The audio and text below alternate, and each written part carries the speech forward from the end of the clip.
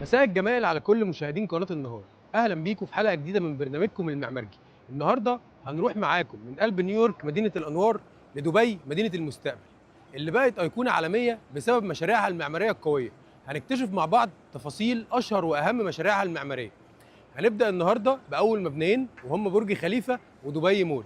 يلا بينا نبدأ رحلتنا مع المعمارجي حول العالم.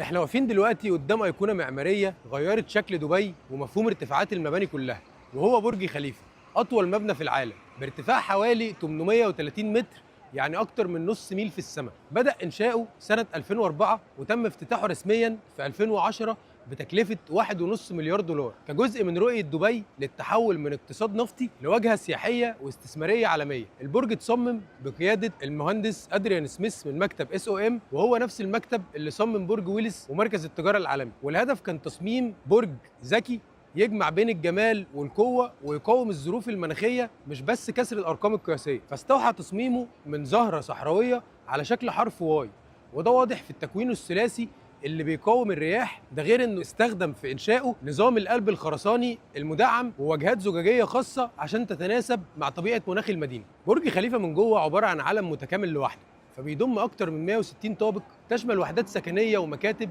وطبعا حجم ضخم زي ده كان محتاج حلول غير تقليديه، اهمها وجود واحد من اسرع المصاعد في العالم اللي يعتبر مشروع هندسي مستقل بذاته. كل التفاصيل دي خلت برج خليفه واحد من اعقد وادق المشاريع الهندسيه في العصر الحديث، وبيعيش وبيشتغل فيه حوالي 12,000 شخص جوه البرج نفسه، وحقق بعد 10 سنين من افتتاحه 21 مليون زائر. البرج كمان حطم ارقام قياسيه كتير، زي انه اطول هيكل قائم واعلى مبنى من صنع الانسان، وكمان حصل على جائزه افضل مشروع للعام في حفل توزيع جوائز الشرق الأوسط للمعماريين سنة 2010. ووصفه رئيس لجنة الجوائز وقتها بأنه بناء القرن، عشان يكون رمز عالمي للهندسة المعمارية والابتكار.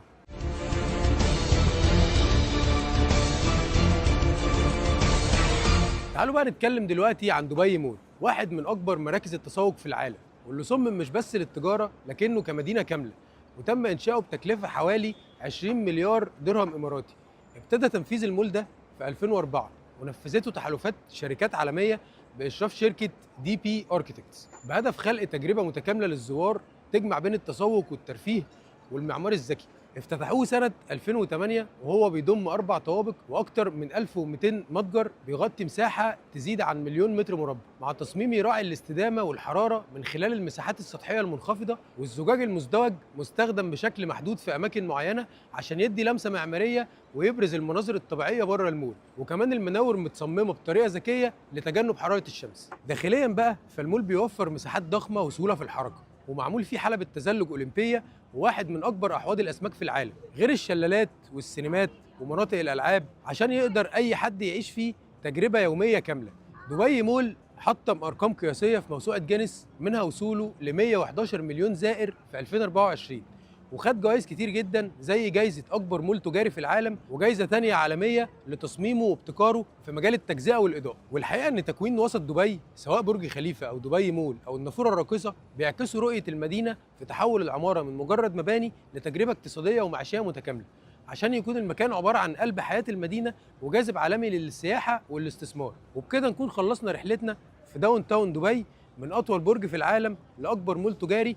فاصل صغير ونرجع نكمل باقي فقراتنا، استنونا.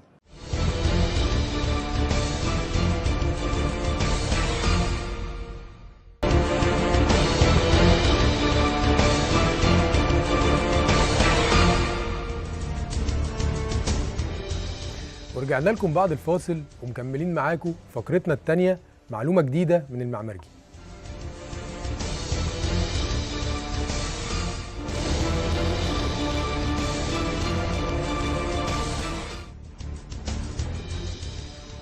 أول معلومة معانا النهاردة هي إعادة تدوير ركام المباني، اللي هو كسر الخرسانة والطوب وبقايا المباني اللي بتتهد، وتحويلها لأسمنت صديق للبيئة وعالي القوة ومنخفض الكربون. وغالبا الحاجات دي كانت بتترمي أو بتستخدم في حاجات بسيطة زي رصف الطرق، لكن المهندسين والباحثين قدروا في الفترة الأخيرة يحولوها لمادة بتدخل في صناعة الأسمنت. الفكرة بدأت لما فريق بحثي من جامعة برينستون في أمريكا وساو باولو في البرازيل سألوا نفسهم هو ليه نفضل نصنع أسمنت من مواد خام جديدة واحنا عندنا جبال من مخلفات البناء ممكن نرجع نستخدمها تاني باحسن شكل ونعيد تدويرها صح. فاكتشفوا بعد البحث ان هم ممكن يطحنوا الركام ده لحد ما يتحول لماده ناعمه جدا، وبعد كده يعرضوه لعمليه تسخين في 500 درجه مئويه، والدرجه دي كفايه ان هي تعيد تنشيط خصائص الاسمنت كماده رابطه قويه ومن غير ما تكسر كربونات الكالسيوم، وده اللي بيقلل انبعاثات الكربون بشكل كبير جدا. طبعا في الاول ظهرت تحديات كتير عشان الاسمنت المعاد تدويره كان بيمتص ميه اكتر وده بيقلل قوته، لكنهم لقوا الحل وهو اضافه كميات صغيره من الاسمنت البورتلاندي المطحون. وفعلا دلوقتي بقوا يستخدموا الاسمنت ده في البناء مره تانية، واكتشفوا ان النوع ده من الاسمنت بيقلل انبعاثات الكربون بنسبه توصل ل 40%، في وقت ان الاسمنت العادي بيتسبب في حوالي 8% من الانبعاثات العالميه. يعني احنا هنا مش بنتكلم عن اختراع، لكن بنتكلم عن حل حقيقي لواحده من المشاكل البيئيه المهمه. تاني معلومه معانا النهارده هنتكلم فيها عن اختراع الازاز الحجري، واحنا هنا مش بنتكلم عن ازاز عادي ولا حجر طبيعي. اول ما تشوفه تحس انه قطعه حجر طبيعي بسطح خشن وملمس تقيل، كتله معتمه مش بيعدي منها النور، لكن اول ما الاضاءه تخبط فيه تكتشف انها مش حجر وبيعدي النور، وانه بيعدي النور عادي جدا. اللعبه هنا ان ده نوع جديد من الازاز وهو الازاز الحجري، بتكون شفافيته عاليه جدا، وان الازاز الحجري ده معمول كنوع مختلف من الازاز للديكورات، وبيتعمل عن طريق الصب في قوالب ليها اشكال مختلفه، والنوع ده من الازاز بيسمى الكاست جلاس. اتعمل مخصوص عشان يدمج ما بين الازاز والحجر. القالب نفسه بيبقى فيه تعريجات كتير بتطلع اشكال مختلفه من الازاز، وعشان كده كل قطعه منهم بتكون شكلها مختلف عن التانيه. وبعد الصب الازاز بيدخل في مرحله تبريد بطيئه جدا، ودي اهم مرحله في القصه كلها، لان اي استعجال في المرحله دي بيتسبب في شروخ في اللوح، واللوح ده بيوصل حجمه ل 4 و6 متر. النوع ده من الازاز بيدي شكل ديكوري شيك ومختلف، والنور اللي بيعدي منه بيبقى هادي ومريح للعين، والوانه في الغالب بتكون طبيعيه. كل لون بيبان بشكل مختلف حسب الاضاءه، عشان كده بتستخدم كتير جدا في الفنادق واللوبيات والمعارض والمطاعم الكبيره. ومن اهم مميزاته انه بيوفر خصوصيه عاليه وبيضيف قيمه تصميميه قويه جدا، وبيكون كمان مقاوم للصدمات والزلازل بدرجه كبيره، وده بيخليه اختيار مثالي للمباني العاليه والاماكن اللي فيها حركه كتير. كمان فوق كل ده بيوفر عزل حراري ممتاز، وده يعتبر اختراع مهم طبعا لانه بيجمع بين خامتين مهمين. بكده نكون انتهينا من فقرتنا الثانيه معلومه من المعمرجي. تعالوا نطلع فاصل صغير ونرجع لكم مره ثانيه على سكتش يومنا، استنوني.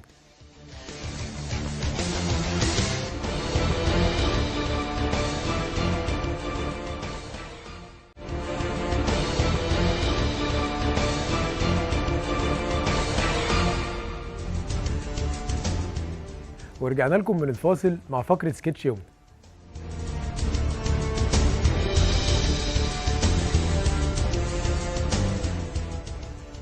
معانا ومنورانا ضيفتنا الدايمه المهندسه المعماريه يمنى الغنيمي، اللي هتكمل الرحله اللي بدأناها مع بعض، وهي فن استغلال المساحات في البيت بطريقه عمليه. اهلا بيكي يا باشمهندسه يمنى. اهلا يا باشمهندس باقي. غرف النوم لما تبقى مستقيمه بتبقى اسهل شويه في الفرش بتاعها، تبدا بقى تظهر المشاكل لما يبقى عندنا كسرات في الاوضه. بتحلي بقى المشكله دي ازاي؟ ما بيجي لي رسائل من ناس عايزين يوزعوا الغرف بتاعتهم. عاده الغرف المستقيمه انت خلاص تبقى عارف الحل بتاعها مع الخبره وكده. لو انت خلاص الباب هنا ده مكان السرير، ده مكان الدولاب، هنا المكتب، بتبقى خلاص التوزيع بتبقى تقسيمتها اسهل. بالظبط. المشكله بتظهر لما حد يبعت لك فراغ فيه كسره، فهو ما بيبقاش عارف يتخيل ازاي الفراغ ده هيحله ويقسمه ازاي لاجزاء، لانه خلاص انا طالع لي حاجه كده في النص مش عارفه اتعامل معاها. طب تعالي نشوف بقى، ورينا بتعملها ازاي. خلينا نشوف. دي اوضه كانت مبعوتالي فيها شباكين 4.5 في 4.70. الجزء الكسره ده هو 1.30 في 1.70 ماشي. الجزء بتاع الكسره جاي في الكورنر، فانت ستيل مش عارف تتخيل فين الفراغ اللي هتقدر تفرشه. فانا بتعامل مع الكتله دي بان انا بحاول اخفيها، فانا يا اما بشد لاين في الجزء ده واحاول اخفيه واتعامل مع الفراغ اللي متبقي ده على ان هو ده الفراغ اللي انا هبدا اوزع فيه، او هو ده المساحه التانية بتاعتي، او هعكس انا هاخد الفراغ اللي تحت ده ويتبقى لي المساحه اللي فوق دي على انها الفراغ المستقيم اللي انا هقدر افرشه. تمام. طيب في الاوبشنز دي انا ببدا اقارن ما بين العرض بتاع الفراغين اللي عندي دول، وابدا اشوف ايه اللي هيبقى مناسب اكتر ان انا اعمل فيه وظيفه. فانا بالنسبه لي العرض الكبير كان هو الانسب، فهو ده اللي انا اعتمدت ان انا هاخده ماشي. فانا عندي فراغ كبير فوق، فانا غالبا هخلي ده الفراغ الاساسي بتاع الاوضه اللي هيبقى فيه السرير. كان من الطلبات ان ده يبقى غرفه اطفال وفيها تلفزيون. فانا اخدت الجزء ده، عملت فيه اول سرير، الكومود اللي ما بينهم والسرير التاني، وطبعا المسافه بتاعه الستاره جنب الحيطه. وده خلق لي ان انا اقدر اعمل قدامهم حيطه فاضيه اقدر اعمل فيها تاسيس للتلفزيون بتاعي. في ظهرهم خلاص انا بقى عندي زي بارتيشن، ممكن بقى اخليه ارفف مكتبه، او حتى لو هو بارتيشن سوليد او هبنيه حيطه من الاول خالص، انا بقى ده في ايدي. طيب الناحيه التانيه ممكن يجي في بالي تفكير ان انا والله انا هقفل ال60 سم بتاعه المكاتب والدولاب واقسمها بالنص. انا عندي سايد هخليه للدولاب بتاع الطفلين، والسايد التاني هخليه للمكتبين بتوعهم. طيب وبعدين تبدا تقول والله طب هو ده هيكفي حاجه الاطفال؟ انا عندي بقى مذاكره والعاب، ولو حد عنده كمبيوتر غير شغل المذاكره بتاعي، فاقدر ازاي استغل ده، او يعني ازاي اوفر له مساحه؟ فوالله لا، انا هاخد المساحه الفاضيه اللي متبقيه لي دي وهدخلها معايا في مساحه الدولاب. فانا بقى عندي السايد، خدت الدولاب السايد ده كله لحد تحت، وبقى عندي مساحه المكتب حرف ال الكبير اللي موجود تحت ده. وانا على حسب بقى لو عايز ازود الدريسنج اكتر شويه مثلا، يعني على حسب الحاجات اللي انا محتاجاتي اكتر. بالظبط، انت بقى عندك خلاص مساحه حركه بتاعتك بقت مظبوطه. هنا انا يعني زودت زي كتف كده عشان يداري جنب الباب، خلاص انا بدخل زي حته كده صغيره حرم للاوضه، وبعدين بدخل على فراغ الاوضه. صح. مساحات الحركه بقت نظيفه على طول، بدخل عليها على طول، وده خلق لي على طول انا بدخل ما بحسش بزحمه الحاجات اللي موجوده في الاوضه، بالذات لحاجات الاطفال.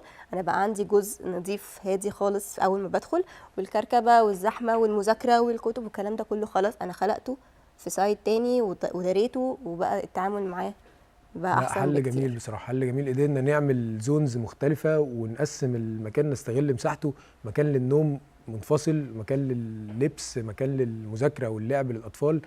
فلا بجد حل جميل قوي، عاجبني قوي بصراحه، تسلم ايدك. الله يسلمك.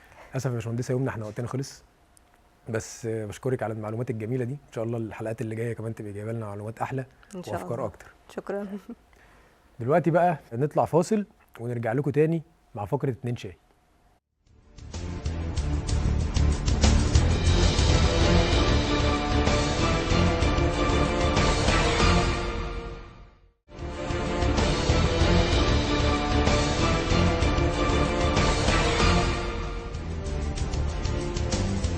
ورجعنا لكم مرة تانية من الفاصل، ودلوقتي وصلنا لفقرة 2 شاي.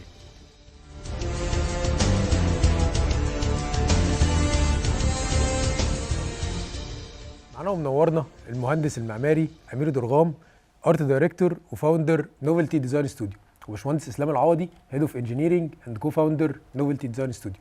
هم معانا النهارده عشان نعرف منهم اكتر عن شركتهم والشغل التصميمي المعماري الجميل اللي هم بيعملوه. منورنا يا باشمهندسين. ايه الاخبار، عامل ايه؟ ربك يكون بخير حبيبي. طب اسالكم بقى الاول، يعني اول حاجه نبدا بيها كده، 2 قهوه ولا 2 شاي؟ انا واحد وواحد. واحد وواحد على حسب مش خلاصه بالنص. على حسب ايه بقى؟ على حسب المود. طب وانت؟ انا بالنسبه لي 2 قهوه. قهوه على طول. طيب تمام. طيب قبل ما نخش في مشروع لاسنتيرا عشان عايز اتكلم معاك في الموضوع ده، احكي لي كده بسرعه عن المكتب بتاعكم نوفلتي. احنا نوفلتي احنا بقى لنا 10 سنين. احنا متخرجين بقى لنا 15 سنه. احنا الفكره كلها ان احنا كنا عايزين نعمل مكان مش مرتبط بنوع معين من التصميم، بالعكس احنا ممكن يبقى تصميم معماري وتصميم داخلي برودكت براندنج، لان احنا شايفين ان كل نواحي التصميم مربوطه ببعض. فكان الفكره ازاي نعمل شركه، الشركه دي اساسها هي ان التيم بتاعها يبقى دايما تيم ثابت، تيم شايف المكان بشكل بروفيشنال، بحيث ان المكان يكبر بالناس اللي بدات بيه. وده حقيقه احنا النهارده بقى لنا 10 سنين، التيم اللي بدا المكان بقى له في المكان 10 سنين، مش انا واسلام بس، لا احنا بقى شركه كبيره. الشركه دي دلوقتي بتقدر تشتغل في كذا سيكتور، واعتقد احنا هنتكلم بقى فنشوف حاجه كده امثله بالزبط. على الكذا سيكتور دول. بالزبط. طب تعالى نتكلم على لاسنتيرا. الطبيعي ان العميل بيعدل كتير طبعا. انت لما تبقى عندك مشروع زي لاسنتيرا ده، مشروع كبير ومن اول بروبوزل تقدمه للكلاينت ما يغيرش فيه ولا خط، احكي لي دي عملتها ازاي؟ الحقيقه احنا الشركه بتشتغل كوميرشال بروجكت، فاحنا عندنا درايه لو بعمل شوروم 50 متر او محل 50 متر وبعمل شوروم 3000 متر، فاحنا اصلا دارسين كويس السوق ودارسين احتياجات العميل. فلما جالنا مشروع لاسنتيرا، مشروع قدام ابراج العلمين في اهم ميدان قدام الفندق على طول ريكسوس، بتتكلم في ارض 16000 متر، هتبني على 1600 متر. فالبروجرام اساسه احنا هنعمل محلات ودرايف ثرو، بس احنا هننفذ المشروع في شهرين، يعني هنصممه في شهرين، لا احنا هننفذه في شهرين. فانت هتعمل ماستر بلان هيبداوا يحفروا على ما انت تخلص اصلا الديزاين. فما ينفعش تستنى العميل يقول لك اصل المحل كام، اصل الدرايف ثرو قد ايه. لا، هو الموضوع مش كده، هو جايب واحد المفروض انت فاهم السوق محتاج ايه وبيراجع معاك هو ايه وهو شغال. فبدايه المشروع احنا كانت الدراسه اتحطت ما بيننا وما بين التيم اللي بيدير المشروع، ان انت دلوقتي عندك 12 مكان بالاوت دور، متوسط مساحه المكان من 90 متر ل 120 متر غير الاوت دور بتاعه. طب الدراسه دي جت منين؟ جت لان احنا فاهمينها واللي بيدير فاهم. ونفس الكلام جنبها درايف ثرو. طب الاربعه درايف ثرو دول ايه البراندات؟ احنا فاهمين كل براند محتاج مساحه قد ايه، فاحنا اصلا بنعمل الديزاين واحنا عارفين مين اللي هيجي يستحوذ على الكلام ده. ففكره ان انت بتعمل مشروع هيتنافس شهرين والعميل جايبك عشان انت عندك خبره كبيره، فتبدا تشتغل. مفيش بقى انت والعميل مش شخصين، يعني مش انت بتعمل ديزاين وهو بياخده، لا ده هو انت بتعمل الديزاين وهو بينفذه. ايوه. فالثقه دي انت لو مش قدها انت هتروح في مكان مش هيبقى اظرف حاجه. ففكره ان العميل يعدل او ما يعدلش، لا، هو العميل جايبك واثق فيك وانت لازم تبقى مذاكر، لان انت مذاكرتك لمتطلبات العميل بجانب الشق المعماري اللي انت دارسه واللي انت حابب توصل له، ده اللي بيخلي المشروع يوصل للحقيقه على طول. بخبرتك بتاثر عليه المسافات، بنأثر على بعض، يعني هو بيأثر عليا وانا بأثر عليه. بالظبط كده، بالظبط، عشان احنا في الاخر بنضيع وقت بعض. بالظبط كده. طب احكي لي بقى يا باشمهندس اسلام على فكره لما يجي لك مشروع كان عباره عن ورش حرفيه وعايزين نحوله لفندق، وفي مكان بيبص على يعني ليه زي كان اسمها ايه ليك ايه؟ بحيره الحياه. فانت بقى دلوقتي عندك تشالنج ان انت تحول المكان ده لفندق ليه اسم كبير. مظبوط. وعايز تديله اكبر عدد ممكن من الغرف تبقى شايفه فيو. هو انا بشوف بقى الموضوع ده عملته ازاي؟ انا بشوف المشروع ده مسؤوليه كبيره قوي.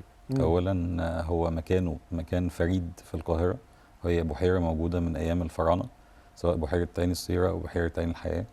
المكان ما بيكررش كتير، فدي كانت حاجه حطت علينا مسؤوليه ان ازاي هنعمل فندق مميز في مكان زي ده، لان المكان ده هو مكان وحيد في القاهره. تاني حاجه ازاي هعمل مكان الديزاين بتاعه يكون متناغم مع الكونتكست اللي حواليه، يكون متناغم مع المكان ده. المكان ده مكان قديم ومكان عليه دلوقتي توجه ان هو يتطور. فاحنا بنعمل المكان ده حاليا وشغالين فيه، خلصنا الديزاين واحنا في الفتره بتاعه البروسيس بتاع التنفيذ. اشتغلنا على اكتر من محور. المكان كان مبنى ورش حرفيه. المبنى القائم لما اشتغلنا على الديزاين بتاعه ياخد تقريبا 70 غرفه، ولكن المطور بتاع المكان عنده فيجن ان هو يعمل غرف اكبر ويقدم خدمه كويسه جدا، لان الترافيك يعني اللي حصل او الترافيك اللي بيحصل في المكان دلوقتي والدراسه اللي تمت هي تقريبا 90% منها سياح بيجوا متحف الحضارات وبيزوروا مصر القديمه عموما يعني. فطورنا المكان وعملنا 2 اكستنشن بحيث نعمل مطاعم عالميه، ونعمل المكان يوصل ل 150 غرفه، ونعمل لاندسكيبنج ومنطقه خدميه للفندق. فبالتالي يبقى المكان الفيو بتاعه البحيره، ولكن كمان الكونتكست يبقى متناغم مع البحيره دي. المحاور اللي احنا اشتغلنا عليها حتى في الشكل بتاع المكان، احنا اخترنا خامات متناسبه مع المكان. يعني اخترنا حجر، حاولنا نجرد المشربيه بس بالشكل المودرن النهارده. لما عملنا ازاز عملناه في اضيق الحدود، لان احنا طبعا طبيعتنا حاره، فاشتغلنا بشكل تصميمي متناغم مع المكان، وفي نفس الوقت هو بتاع النهارده مش بتاع فتره تانية يعني. ايوه. لا وانا شايف الصراحه الديزاين يعني تسلم ايديكم. طيب تعالى بقى نسيب بقى القصه الشق الكبير ده ونخش بقى على ايه، موضوع الفرنتشر بقى. انا عرفت ان انتوا بتنافسوا الصينيين وعاملين ريكورد في تصميم دي حقيقه. معارض الفرنتشر، عاملين اكتر من 100 معرض فرنتشر، صح؟ دي حقيقه. مين بقى المكتب الصيني اللي بينافسكم ده؟ احكي لي عن الموضوع ده. بص، هو احنا عرفناه مؤخرا. احنا اصلا ما كناش نعرف ان احنا وصلنا للرقم ده. فكنا بنشتغل في مصر وبنشتغل بره مصر، وهو المجال برضو مش سهل، لان فكره ان انت لو انت رايح تشتري ليفنج روم فانت عايز تشوفها في بيتك. فهل الشوروم اللي انت رايحه بيديك احساس ده؟ لو رحت تجيب اوضه نوم، هل هتتخيل اوضه النوم دي عندك؟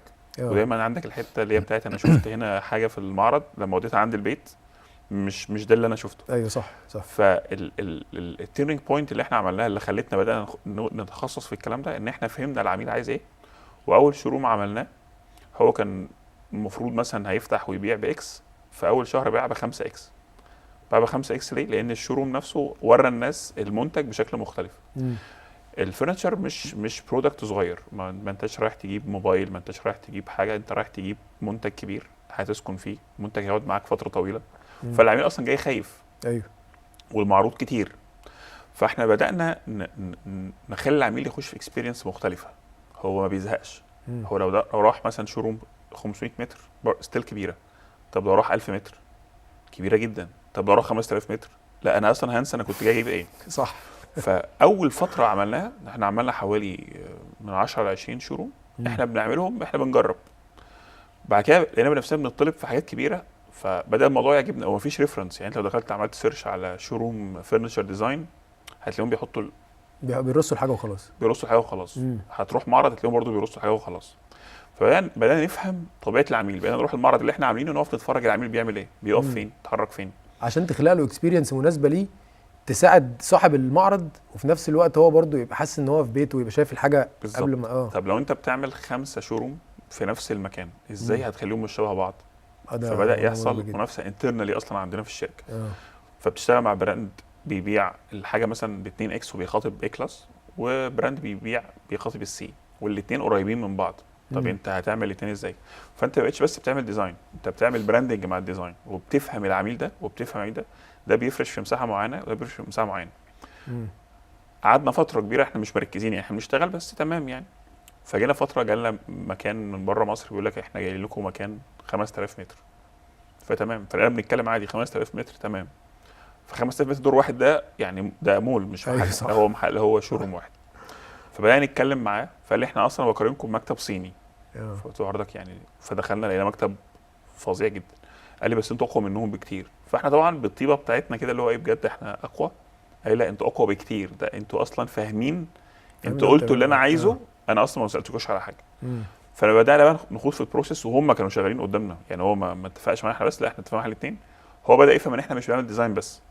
فاحنا النهارده اكسبيرينس بالظبط. فلما عدينا ال 100 مكان بدا يبقى عندنا طموح تاني. طب احنا ليه اصلا ما نفهمش الناس اكتر؟ يعني لو في حد مش هقول هينافسنا بس حد عايز يشتغل في نفس المكان ده، بقينا احنا بنقول له لا ده في احنا ممكن نقول لك ده ازاي وده ازاي، وده فرق معانا بشكل، لان بقى عندنا معارف اكتر وبقت الناس مهتميه تشوف ايه ده في مكتب في مصر قادر يطلع ده. لا فاهم نشتغل بس مش في مصر ومش في الخليج، لا في دول اوروبيه كمان. وانا الاكسبيرينس دي بصراحه انا زرت كذا شوروم من اللي انتوا عاملينه، ويعني الحمد لله اكسبيرينس بتوصل لي الحمد لله. الله تسلم ايديكم.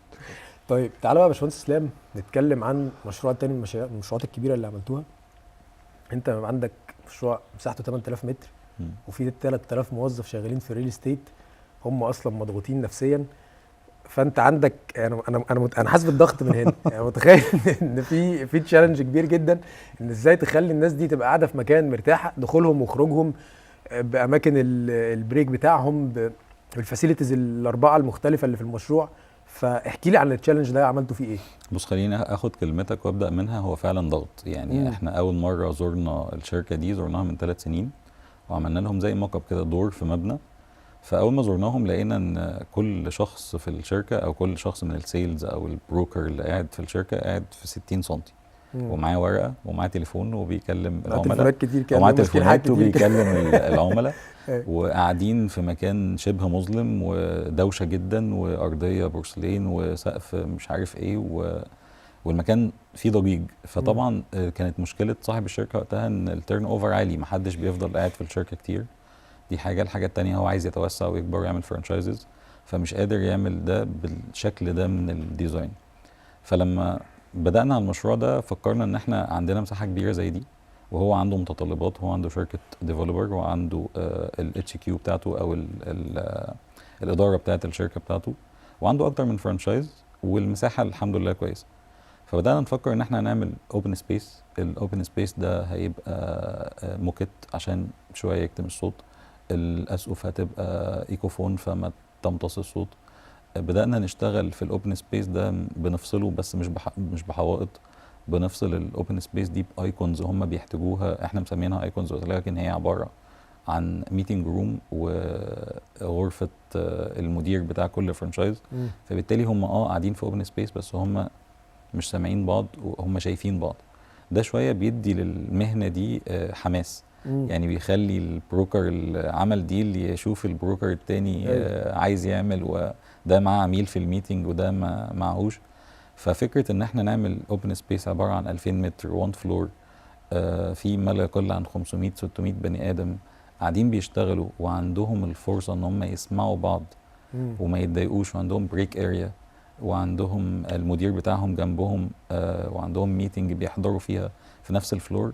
ده كان على المهنه دي مش سهل طبعا، مش سهل ومش بيحصل. فطبعا لما عملنا الجزء بتاع السيلز بالشكل ده من 3 سنين، بدأنا النهارده نطوره اكتر. فعملنا في المدخل بتاع السيلز ده اكتر حاجه بتحتاجها شركه بروكر، انه يبقى عنده ميتنجز كتير. والعملاء بتوع اللي جاي يخلص في ديل فيلا، اللي جاي يخلص في ديل محل، ايا كان ايه النوع العقاري اللي هو جاي يخلص فيه، ان هو ما يمشيش كتير في الشركه، وان هو يلاقي ويلكمينج كويس، وان هو يلاقي الموضوع يعني ويل نون وهيعرف يتعامل. ايوه، لما انتوا كده بقى قدرتوا يعني تخلقوا اكسبيرينس للموظفين، اكسبيرينس للكلاينت اللي داخل، في نفس الوقت عالجت الصوت، وكل واحد يبقى ايه يعني عارف يشتغل بشكل كويس من غير ما يضايق التاني. فهو ده يعني دور المعماري الشاطر. ربنا يخليك. للاسف احنا فقرتنا خلصت. انا كنت مبسوط جدا بجد ان انتوا متواجدين معايا النهارده، ألذ ناس في الفيلد بتاعنا، والله بحبكم جدا ودايما مكسرين الدنيا، وبالتوفيق دايما يا رب. وكل سنه وانتم طيبين. شكرا. طبعا مستنيين اسئله اكتر تبعتوها لنا على صفحه البرنامج اللي هتظهر قدامكم على الشاشه دلوقتي. وبكده تكون رحلتنا خلصت مع المعماري النهارده. استنونا بقى الاسبوع اللي جاي في رحله جديده. سلام.